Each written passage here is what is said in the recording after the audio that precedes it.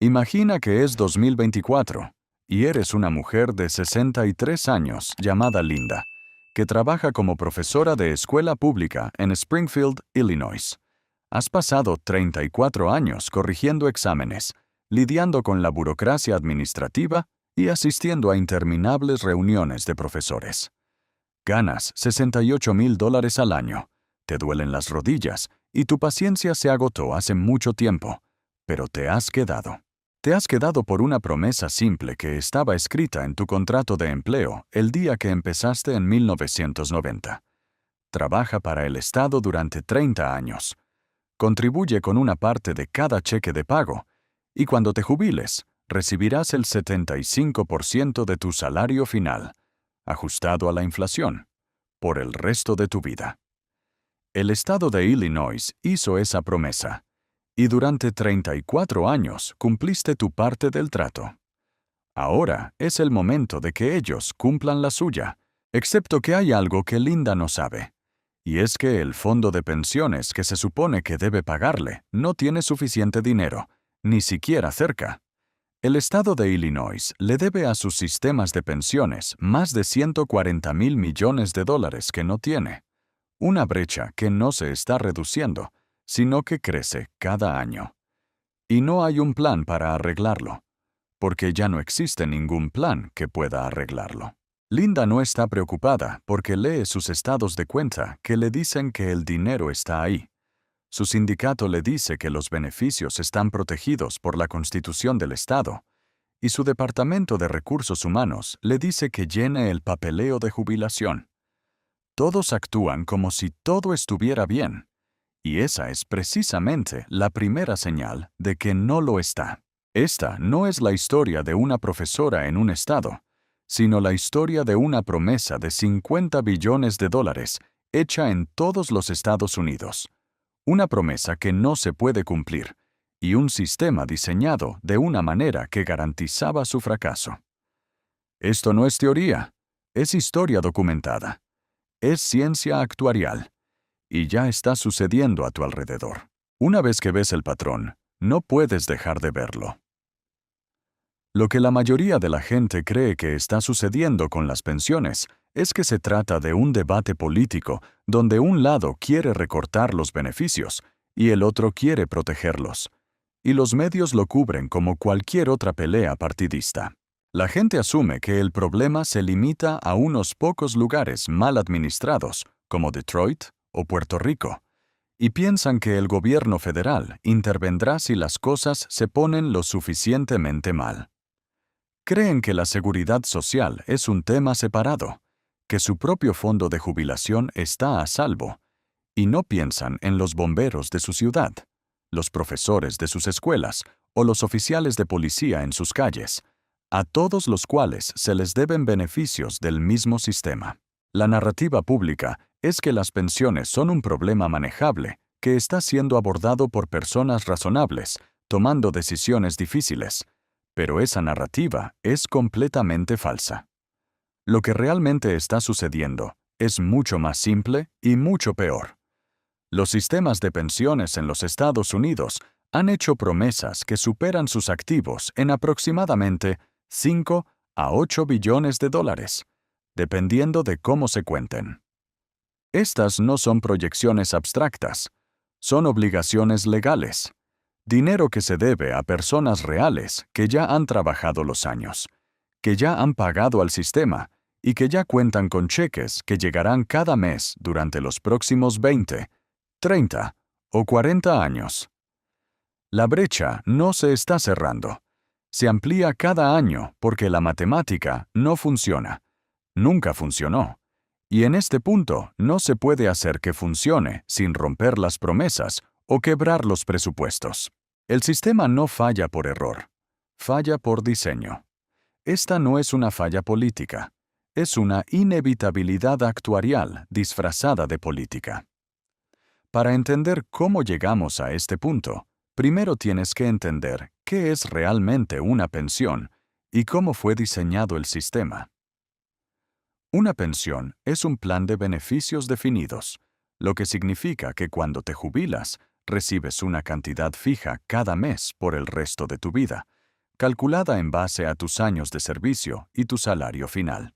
No depende del rendimiento del mercado de valores, y el beneficio está garantizado. En el otro lado de esa promesa, hay un fondo que recauda contribuciones de empleados y empleadores durante los años de trabajo. Invierte ese dinero y lo paga durante los años de jubilación. Si todo sale según lo planeado, las contribuciones más los retornos de inversión igualan los pagos futuros. El problema fatal es que ese, según lo planeado, requiere que se cumplan tres suposiciones simultáneas. Primero, el fondo debe recibir las contribuciones prometidas. Segundo, las inversiones deben retornar lo proyectado.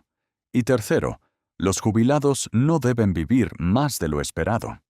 Las tres suposiciones se han roto simultáneamente durante décadas. Cada año, los actuarios calculan la contribución anual requerida que los estados y ciudades deben pagar para mantener el fondo encaminado, pero en la práctica no lo hacen, ni completa ni consistentemente. Lugares como Illinois, Nueva Jersey y Kentucky han subfinanciado sus contribuciones a las pensiones durante 20, 30 o 40 años seguidos. ¿Por qué? Porque las pensiones no votan. Las escuelas sí, las carreteras sí, la policía sí. Cada año hay una crisis presupuestaria y cada año el pago de la pensión es lo más fácil de recortar porque la factura no vence hasta dentro de décadas. Los políticos pagan las prioridades de hoy con las obligaciones de mañana, y esa es la primera fractura estructural. Luego, considera las suposiciones de inversión. Los fondos de pensiones típicamente asumen que ganarán un 7 o un 7,5% anual a largo plazo, una suposición establecida hace décadas cuando las tasas de interés eran más altas.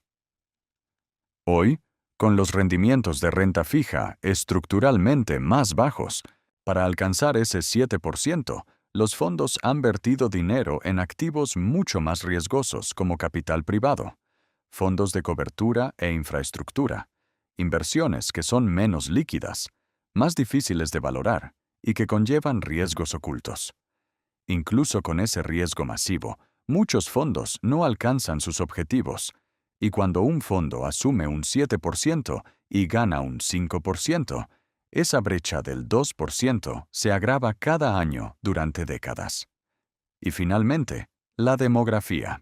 Cuando muchos de estos planes fueron diseñados en las décadas de 1950 y 1960, la esperanza de vida después de la jubilación era de 12 a 15 años. Hoy supera los 20. La gente vive más tiempo, retirando beneficios por más tiempo, y los fondos nunca fueron construidos para soportar eso. El fondo está recibiendo menos dinero del prometido. El dinero que tiene está creciendo más lentamente de lo esperado, y el dinero que debe se está pagando por mucho más tiempo del anticipado. Esto no es mala gestión. Es el diseño mismo garantizando el fracaso. El sistema financiero no está roto. Está optimizado para la extracción. Para ver el mecanismo oculto, tienes que seguir la estructura de incentivos. Los políticos operan en ciclos a corto plazo, con elecciones cada 2 o 4 años. Un gobernador que recorta servicios públicos hoy pierde los votos de hoy, pero un gobernador que subfinancia una pensión hoy no enfrentará consecuencias durante décadas. El incentivo es claro: subfinanciar ahora, prometer arreglarlo más tarde y dejar que el próximo gobierno lidie con ello. Los líderes sindicales, por su parte, operan buscando la aprobación de sus miembros. Su trabajo es proteger y expandir los beneficios para los miembros actuales, y no tienen ningún incentivo para reducir las obligaciones futuras. Como la negociación colectiva a menudo ocurre con políticos que también quieren los votos del sindicato, la negociación produce promesas generosas que ninguna de las partes tiene que pagar de inmediato. Los actuarios calculan la responsabilidad, pero son contratados por los propios fondos.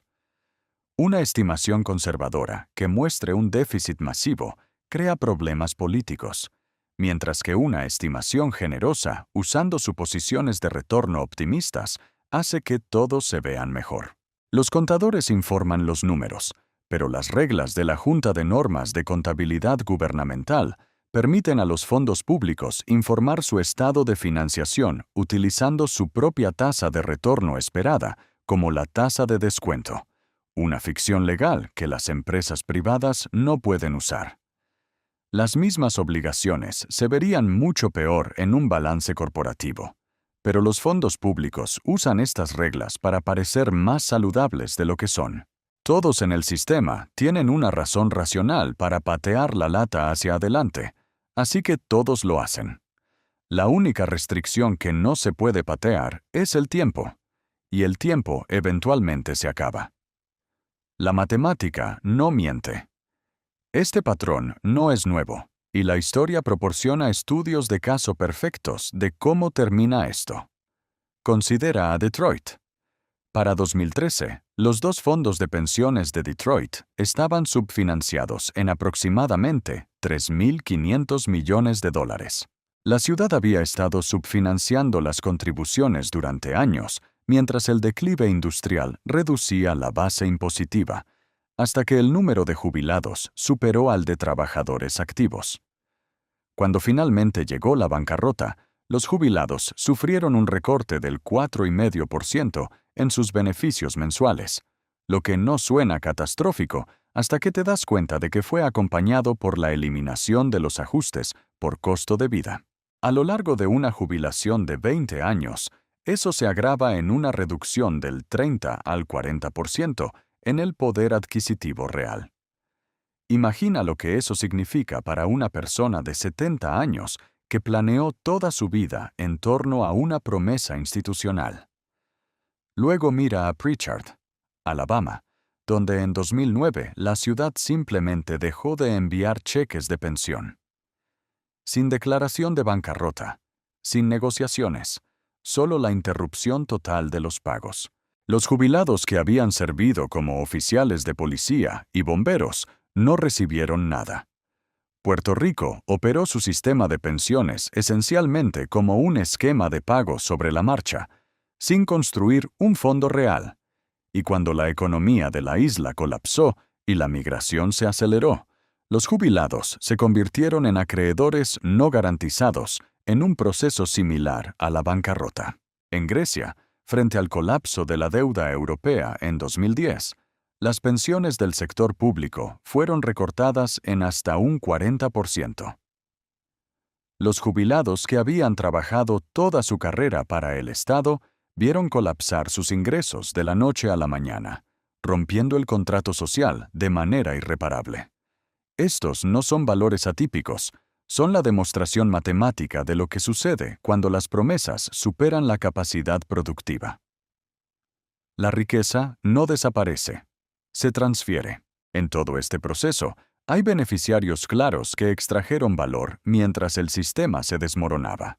Los políticos se beneficiaron prometiendo beneficios generosos sin subir impuestos durante sus mandatos. Los sindicatos del sector público se beneficiaron al negociar victorias que expandieron su poder político. Wall Street se benefició masivamente, ya que los fondos de pensiones se convirtieron en clientes gigantescos.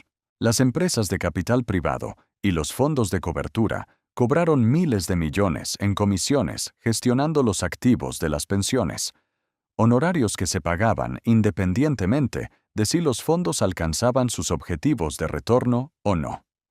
Los jubilados tempranos se beneficiaron porque cobraron antes de que el sistema se quedara sin fondos, estando primeros en la línea. Los ganadores fueron los que hicieron las promesas, los que las negociaron, los que gestionaron el dinero y los que se retiraron lo suficientemente temprano. Todos los demás están atrapados en la línea detrás de ellos, esperando un cheque que la matemática condena. Los que pagarán el precio son, primero, los futuros jubilados como Linda, que hicieron exactamente lo que se les dijo, confiaron en el sistema y se jubilarán en medio de una pelea sobre si el fondo puede pagarles. En segundo lugar, los contribuyentes actuales. Cuando las obligaciones de pensión no se pueden pagar con el fondo, se pagan del presupuesto general, lo que significa impuestos más altos o servicios reducidos. En Illinois, los pagos de pensiones ahora consumen aproximadamente el 27% del presupuesto del Fondo General del Estado, dinero que no se gasta en escuelas, carreteras o atención médica. Las ciudades aumentan los impuestos a la propiedad, lo que expulsa a los residentes y crea un ciclo vicioso donde una base impositiva cada vez más pequeña debe cubrir las mismas obligaciones. En tercer lugar, los inversores en bonos municipales, que asumen pérdidas cuando las ciudades se reestructuran. Y finalmente, los propios empleados públicos, que heredan una carga de trabajo mayor en servicios debilitados porque los trabajadores más jóvenes huyen al sector privado. Las personas que pagan el precio son las que nunca estuvieron en la habitación cuando se hicieron las promesas. Heredan la deuda, heredan la restricción y no tienen salida. La clase media pierde porque confía. La estructura de las pensiones de beneficios definidos contiene una trampa de retraso de tiempo, donde los beneficios se prometen hoy, pero los costos llegan mañana, eliminando cualquier mecanismo de retroalimentación inmediata para corregir el exceso de promesas. Si una empresa privada sobrepromete beneficios, el precio de sus acciones cae y su junta enfrenta consecuencias. Si un gobierno lo hace, no sucede nada durante 20 años. Para entonces, los políticos que firmaron las leyes ya no están. Además, las protecciones legales, como las enmiendas constitucionales en estados como Illinois, que prohíben explícitamente la reducción de los beneficios de las pensiones, impiden las mismas reformas que podrían salvar el sistema. La curva demográfica hace que la resolución a través del crecimiento sea imposible. La proporción de trabajadores activos por jubilado se está reduciendo a niveles insostenibles, y el entorno de tasas de interés ha cerrado la última ruta de escape. Durante años, los fondos asumieron que la caída de las tasas sería compensada por el aumento de los precios de los activos, pero al final del mercado alcista de bonos de 40 años, tanto los bonos como las acciones sufrieron correcciones masivas. Los fondos de pensiones no pueden esperar a que pase la volatilidad como un inversor individual. Deben pagar beneficios cada mes, liquidando activos en mercados a la baja. Toda avenida está cerrada. Esta es la crisis que no parece una crisis todavía, porque los cheques siguen saliendo y el sitio web aún muestra un saldo. Pero los sistemas no fallan cuando rebota el último cheque. Fallan cuando la matemática se vuelve innegable. En este preciso momento, los fondos de pensiones estatales y locales en los Estados Unidos están subfinanciados por entre $1,5 billones y $5 billones. Las ciudades están aumentando impuestos y recortando servicios hoy mismo porque no tienen otra opción. Las agencias de calificación crediticia están observando, y las rebajas significan mayores costos de endeudamiento. Algunos fondos, como el de los maestros de Kentucky o el de los empleados municipales de Chicago, están operando en niveles de crisis, esperando milagros del mercado para evitar la insolvencia. La presión se acumula desde todas las direcciones y no existe una válvula de alivio. Las opciones de resolución final que enfrentan los gobiernos son todas catastróficas. El escenario 1 es el recorte explícito de beneficios, que viola décadas de precedentes legales, pero se vuelve políticamente necesario, haciendo que los jubilados asuman la pérdida. El escenario 2 es aumentar los impuestos dramáticamente, lo cual funciona hasta que los residentes y las empresas huyen a jurisdicciones con impuestos más bajos, encogiendo la base y aumentando la carga sobre los que quedan. El escenario 3 es el colapso de los servicios públicos, donde las ciudades simplemente dejan de proporcionar policías, bomberos y mantenimiento para poder pagar las pensiones, deteriorando la calidad de vida de forma invisible hasta que es obvia. El escenario 5 es un rescate federal que costaría billones y socializaría las pérdidas en toda la población, castigando a los estados fiscalmente responsables. Ninguno de estos resultados es indoloro, y todos implican que alguien recibirá menos de lo prometido. Pero hay un cuarto escenario, y es aquí donde la historia monetaria converge con la crisis de las pensiones. Este es el final del juego inevitable: la inflación como mecanismo de impago. A lo largo de la historia registrada, cuando los gobiernos alcanzan un cierto umbral de deuda, cuando los pagos de intereses comienzan a consumir los ingresos fiscales y cuando los sistemas políticos se vuelven incapaces de reducir el gasto o aumentar los impuestos, solo hay una salida: la moneda se ajusta. En un evento de reinicio monetario, los activos denominados en el sistema antiguo pierden su poder adquisitivo en relación con los activos denominados en cosas reales. Un bono del gobierno o una promesa de pensión es estructuralmente lo mismo: una promesa de pagar una cantidad fija de moneda en una fecha futura. La palabra clave es fija. La palabra clave es moneda. Cuando un gobierno no puede pagar sus deudas en términos reales, negarse a pagar mediante un impago explícito es políticamente catastrófico. Aplicar austeridad a la escala requerida provocaría disturbios. La única opción políticamente invisible y sobrevivible es inflar, imprimir la moneda necesaria para pagar las promesas a su valor nominal, reduciendo al mismo tiempo el poder adquisitivo de esa moneda. Los jubilados reciben los dólares prometidos, pero esos dólares compran mucho menos. Esta es la razón por la que los productos de seguros de renta fija, las anualidades y las pensiones son las primeras víctimas de los colapsos monetarios. El Estado cumple la promesa en términos nominales, pero erosiona el valor real. El jubilado que recibe $3,000 al mes sigue recibiendo $3,000, pero año tras año, eso alcanza para menos. Este es un incumplimiento oculto, un recorte por el que nadie tiene que votar. Los beneficiarios de estos productos suelen ser ancianos, dispersos y políticamente débiles. Son el camino de menor resistencia y por eso pagan el precio. Si miras la historia, la evidencia de este mecanismo es abrumadora. En la Alemania de Weimar, las pólizas de seguros de vida y las pensiones que se compraron en marcos estables perdieron todo su valor en marcos hiperinflacionados. Las familias que habían pasado décadas pagando primas recibieron pagos que no podían comprar una barra de pan. En Hungría, en 1946, los jubilados con beneficios fijos fueron aniquilados por la aritmética, no por el incumplimiento explícito.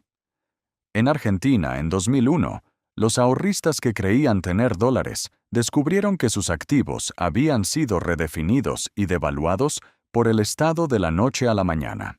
La inflación alcanzó tasas que destruyeron el salario de un año en cuestión de semanas en lugares como Venezuela y Zimbabue, donde los ciudadanos que confiaban en la moneda nacional fueron destrozados financieramente. La lección estructural es que el efectivo y las promesas de ingresos fijos son instrumentos políticos. Su valor se mantiene por voluntad política, y cuando las matemáticas fiscales abruman la capacidad política, estas promesas se convierten en el mecanismo a través del cual la riqueza se transfiere de los ciudadanos al Estado. La clase media concentra desproporcionadamente su riqueza en las clases de activos que fallan durante estos reinicios: cuentas de ahorro, bonos del gobierno y pensiones. Poseen estos activos porque se les dijo que la baja volatilidad era sinónimo de seguridad, pero la baja volatilidad en un sistema frágil conlleva un riesgo catastrófico. Los ricos, o sus asesores, entienden este mecanismo. Tienen activos productivos, infraestructura, bienes raíces sin deudas, oro y capital que no está atrapado en estructuras gubernamentales. Cuando el sistema debe elegir entre romper las promesas a la gran masa de votantes o reestructurar la economía, la matemática exige que las promesas de la clase media se diluyan. El reinicio no es neutral. tiene consecuencias distributivas sistemáticas. Estados Unidos y las grandes economías desarrolladas están caminando exactamente hacia este muro matemático. La deuda federal de los EU supera el 120% del PIB, y los pagos de intereses sobre esa deuda pronto superarán el billón de dólares anuales, eclipsando el presupuesto de defensa. En los próximos meses y años, billones de dólares en valores del tesoro madurarán y tendrán que ser refinanciados a tasas de interés significativamente más altas. Entre 2008 y 2021, la deuda nacional se triplicó bajo tasas de interés cercanas a cero, lo que suprimió los síntomas del desastre estructural. Pero cuando la inflación obligó a la Reserva Federal a subir las tasas dramáticamente en 2022, el costo de refinanciar esa montaña de deuda se disparó. El gobierno ahora se enfrenta a un muro de vencimientos. Este no es un riesgo teórico para el futuro. Es una autopsia de un sistema que ya se quebró, solo que el sonido del quiebre aún no ha llegado a la superficie. Para 2026, los costos de intereses serán el gasto más grande del gobierno federal, una partida intocable que consume un porcentaje cada vez mayor de los ingresos fiscales. A medida que la proporción de gastos por intereses frente a ingresos se acerca y supera el 20%, la flexibilidad fiscal del gobierno desaparece, obligándolo a pedir prestado no para invertir, sino simplemente para pagar intereses sobre préstamos anteriores. Esta es la espiral de la muerte de la deuda soberana. Grecia experimentó esto en 2010, cuando el mercado de bonos perdió la confianza y las tasas se dispararon, forzando una austeridad brutal que recortó pensiones y salarios mientras la economía se contraía un 26%. La diferencia estructural es que Estados Unidos imprime su propia moneda y posee la moneda de reserva global, lo que le da la opción que Grecia no tenía: la represión financiera y la monetización de la deuda. La represión financiera es el conjunto de políticas que permite a los gobiernos erosionar el valor real de su deuda, manteniendo las tasas de interés por debajo de la tasa de inflación real de manera sostenida. Es un impuesto invisible sobre cualquier persona que posea moneda o promesas de ingresos fijos. Estados Unidos hizo esto con gran éxito después de la Segunda Guerra Mundial, reduciendo su proporción de deuda a PIB del 119% a menos del 35% a lo largo de 3 décadas. Pero ese desapalancamiento funcionó porque Estados Unidos tenía vientos a favor demográficos, industriales y de productividad que no existen en la actualidad. Hoy, la fuerza laboral está envejeciendo, la base manufacturera ha sido deslocalizada, la productividad está estancada y la dependencia del dólar a nivel global está bajo una presión lenta pero medible. La monetización ocurre cuando el Banco Central compra directamente la deuda del gobierno, creando dinero para financiar el déficit, un proceso que es inherentemente inflacionario. La Reserva Federal ya ejecutó variaciones de esto al expandir su balance de menos de 1 billón a casi 9 billones de dólares, diluyendo silenciosamente la unidad de cuenta. Esta expansión monetaria creó un nuevo nivel de precios permanente. Tu factura del supermercado nunca volverá a los niveles de 2019, porque el dólar con el que pagabas ya no existe estructuralmente. Los precios de los alimentos, la energía y la vivienda se han fijado en un nivel superior, porque los costos de capital, consolidación, salarios y adaptación climática se han institucionalizado. Esto no es inflación transitoria, es el ajuste matemático del colapso del poder adquisitivo de tu dinero. Entonces, ¿cómo convergen la crisis de las pensiones y el colapso del sistema monetario? Lo hacen en la misma mesa de sacrificio. Mientras la deuda nacional exige inflación para ser sostenible, los fondos fiduciarios del Seguro Social se proyectan para agotarse alrededor de 2033, lo que requeriría legalmente recortes de beneficios del 20 al 25%, a menos que el Congreso intervenga. Al mismo tiempo, el sector de bienes raíces comerciales enfrenta $1,5 billones en vencimientos de deuda, amenazando la solvencia de los bancos regionales. Las corporaciones también enfrentan refinanciaciones a tasas más altas, desencadenando despidos y contracción económica.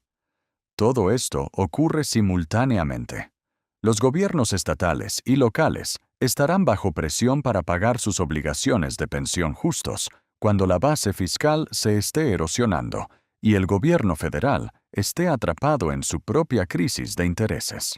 Las leyes de la economía dictan que cuando un sistema no puede financiar sus pasivos, buscará extraer valor de donde pueda encontrarlo.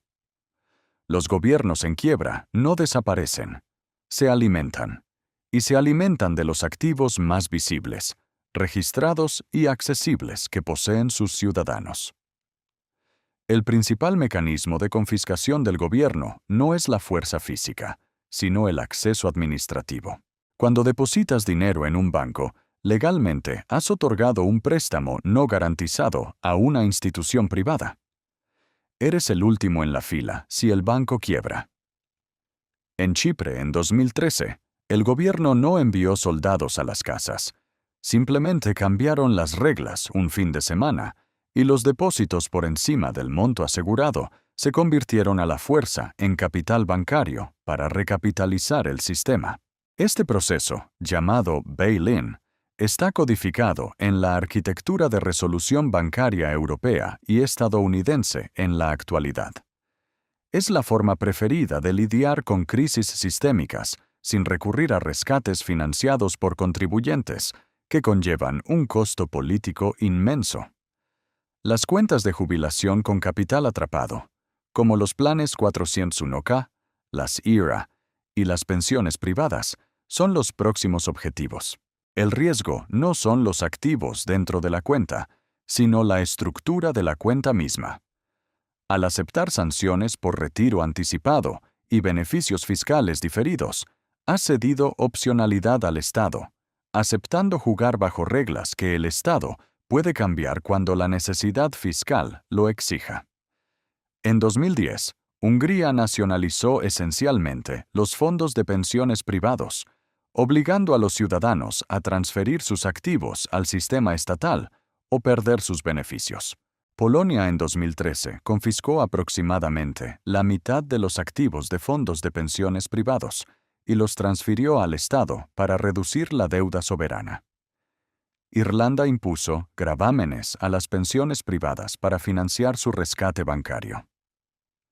Estados Unidos tiene más de $35 billones en activos de jubilación cautivos, capital que no puede huir, que puede ser gravado, regulado, y si la necesidad política lo exige, redirigido.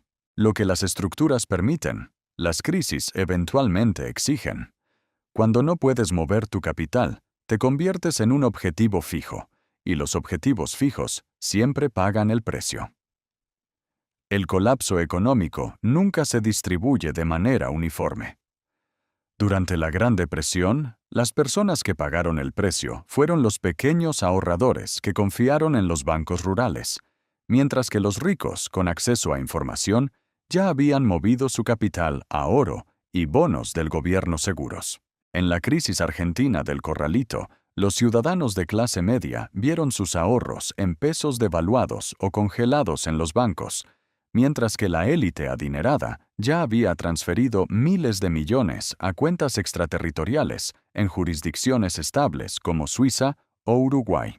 En la implosión de Grecia, las familias que confiaron en las garantías oficiales se despertaron con límites de retiro de cajeros automáticos de 60 euros, mientras que el capital inteligente ya había fluido hacia bancos en Alemania o el Reino Unido. La clase media está completamente integrada y dependiente del sistema financiero formal. Su riqueza está inmovilizada en el capital de una casa hipotecada. Su movilidad depende de vehículos financiados. Su futuro está bloqueado en pensiones gestionadas institucionalmente. y su identidad se basa en un consumo impulsado por el crédito. Cada hilo que mantiene unida la vida de la clase media pasa por la maquinaria institucional, y cuando esa maquinaria se detiene, cada hilo se rompe simultáneamente. Las compras que la sociedad les alentó a hacer: la vivienda, el automóvil nuevo, el título universitario, la póliza de seguro de vida, fueron todas apuestas basadas en la suposición de que la moneda mantendría su valor, que las instituciones permanecerían solventes y que el sistema cumpliría su contrato. Pero un título universitario se vuelve inútil en una economía colapsada, donde las industrias que demandaban esa credencial ya no existen. En la España posterior a 2008, el desempleo juvenil superó el 55%, dejando a la generación más educada de su historia con enormes deudas y títulos que calificaban para trabajos extintos. Un automóvil nuevo financiado a 72 meses se convierte en 2 toneladas de metal inútil cuando la infraestructura de distribución de combustible, repuestos y seguros colapsa, como ocurrió en Venezuela y Cuba. El préstamo sobre el auto no desaparece con la economía. La deuda permanece mientras la utilidad se evapora, atrapando al deudor. Y la vivienda, el gran tótem de la riqueza de la clase media, revela su fragilidad. Las burbujas inmobiliarias en Japón, Estados Unidos, Irlanda y España demostraron que los bienes raíces apalancados y comprados en el pico del ciclo de crédito pueden destruir la riqueza de una familia. Los precios subieron durante décadas no por escasez natural, sino porque la vivienda fue transformada de un bien de consumo a un activo financiero apalancado. La desregulación financiera permitió la expansión del crédito hipotecario, lo que empujó los precios muy por encima de los ingresos locales. Ahora, en un entorno de altas tasas de interés, el mercado está congelado. Los propietarios no pueden vender sin asumir pérdidas masivas y los compradores jóvenes no pueden ingresar. La economía se estanca mientras vastas porciones del ingreso nacional se dirigen improductivamente a pagar deudas inmobiliarias infladas. En un colapso económico total, las propiedades se vuelven ilíquidas y caen drásticamente en valor real, mientras los gobiernos aumentan los impuestos a la propiedad para compensar la pérdida de otras fuentes de ingresos, transformando el activo más preciado en un pasivo fiscal asfixiante. Las promesas denominadas en moneda fiduciaria, estructuradas bajo la suposición de continuidad permanente, fallan invariablemente cuando las reglas cambian. Y las reglas están cambiando. La crisis que se avecina en 2028 para los fondos de pensiones no será un evento de alfombra roja y titulares apocalípticos de un día. Será la muerte lenta y administrativa de tu nivel de vida. En la historia registrada, todos los sistemas monetarios que entran en una espiral de deuda de este nivel y que no están respaldados por materias primas, colapsan de manera progresiva. El dinero no es riqueza, es un derecho sobre la riqueza, una abstracción. Cuando la cantidad de derechos emitidos supera por múltiplos la producción real de la economía, el valor de cada derecho debe diluirse. Este es el primer signo de advertencia antes de cualquier colapso macroeconómico. El crecimiento del crédito se desacopla violentamente del crecimiento de la producción real. Esta deuda improductiva se utiliza para especular con activos existentes, inflando burbujas en acciones y bienes raíces y creando la ilusión de prosperidad. El segundo signo de advertencia es la separación total entre los precios de los activos y la realidad económica subyacente.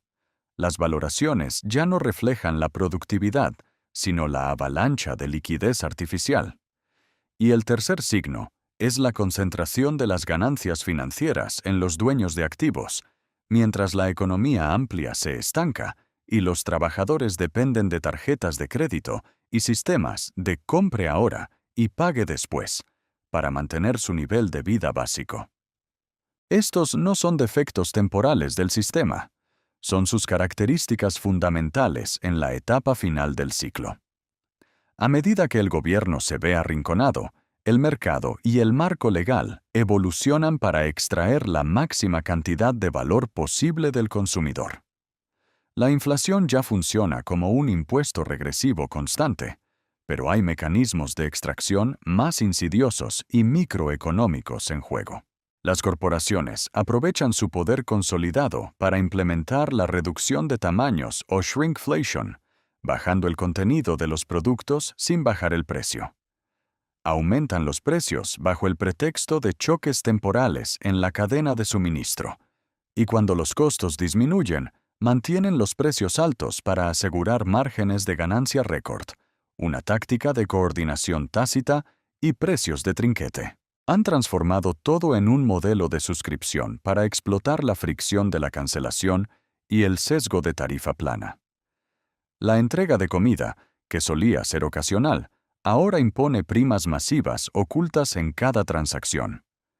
El costo del transporte, de las bodas y del café de especialidad se han monetizado meticulosamente, aprovechando la psicología conductual para agotar continuamente el flujo de caja del ciudadano promedio. Un trabajador de ingresos medios ahora gasta miles de dólares anuales en el pago de intereses sobre activos que se deprecian de inmediato.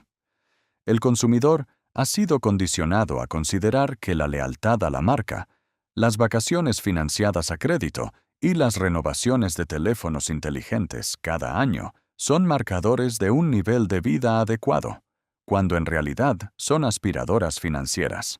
Se ha rediseñado la economía de modo que el trabajador cede silenciosamente su excedente, dejándolo sin opcionalidad. La falta de liquidez no es simplemente un problema de presupuesto, es un deterioro cognitivo. La investigación psicológica demuestra que la escasez financiera reduce severamente el ancho de banda mental, disminuyendo el rendimiento cognitivo de la misma manera que perder una noche de sueño. El estrés de vivir de cheque en cheque te obliga a tomar decisiones a corto plazo guiadas por el pánico. Sin liquidez en efectivo, no puedes negociar un salario, no puedes alejarte de un trabajo tóxico, no puedes comprar activos en descuento durante una recesión, no tienes influencia. Pagas lo que los economistas llaman la prima de la pobreza. Estás atrapado. Y esto es exactamente lo que el sistema requiere. Una población que no tenga la flexibilidad financiera para eludir las devaluaciones forzosas, los recortes de pensiones y los rescates bancarios. Cuando el Estado finalmente aplique las reducciones implícitas a los pagos de tu pensión, no tendrás los medios para protegerte, porque tu capital ya habrá sido canalizado hacia la maquinaria del consumismo. Quienes verdaderamente logran preservar la riqueza antes y durante un colapso económico total no son los que especulan, sino los que entienden la diferencia entre un reclamo sobre la riqueza y la riqueza intrínseca. Cuando se hizo evidente en la década de 1920 que el marco alemán iba a desaparecer, industriales como Hugo Stinnes tomaron préstamos masivos y compraron tierras productivas, fábricas, minas y activos reales. Devolvieron el papel moneda sin valor y se quedaron con los activos. A lo largo de los siglos, los que entienden el patrón mueven silenciosamente el capital de los instrumentos controlados por el Estado hacia refugios que no dependen de que una institución cumpla una promesa. Compran tierras agrícolas productivas porque la demanda humana de alimentos es inelástica y no puede ser manipulada por los bancos centrales. Acumulan oro físico y metales preciosos fuera del alcance y custodia de las instituciones financieras, recordando cómo Franklin Roosevelt, en 1933, prohibió la tenencia privada de oro, obligando a los ciudadanos a entregarlo al Banco Central. Diversifican jurisdiccionalmente sus activos, trasladando la riqueza fuera del alcance administrativo de los gobiernos fallidos. Se protegen con arte fino, que funciona como un registro no correlacionado y anónimo del valor. Poseen infraestructura vital como energía, distribución y logística. componentes críticos que exigen el peaje de la sociedad para seguir funcionando, independientemente de la devaluación monetaria, y desarrollan habilidades universales e inconfiscables: medicina, soldadura, programación, agricultura, junto con redes comunitarias robustas basadas en la reciprocidad y la confianza, activos fuera del gráfico administrativo que el Estado nunca podrá congelar o tributar. La riqueza fluye de los confiados a los preparados, de los portadores de papel a los dueños de cosas reales, de la ilusión de liquidez al ancla de la supervivencia. En la fase más aguda de cualquier ruptura de la normalidad económica, el paradigma del valor se invierte.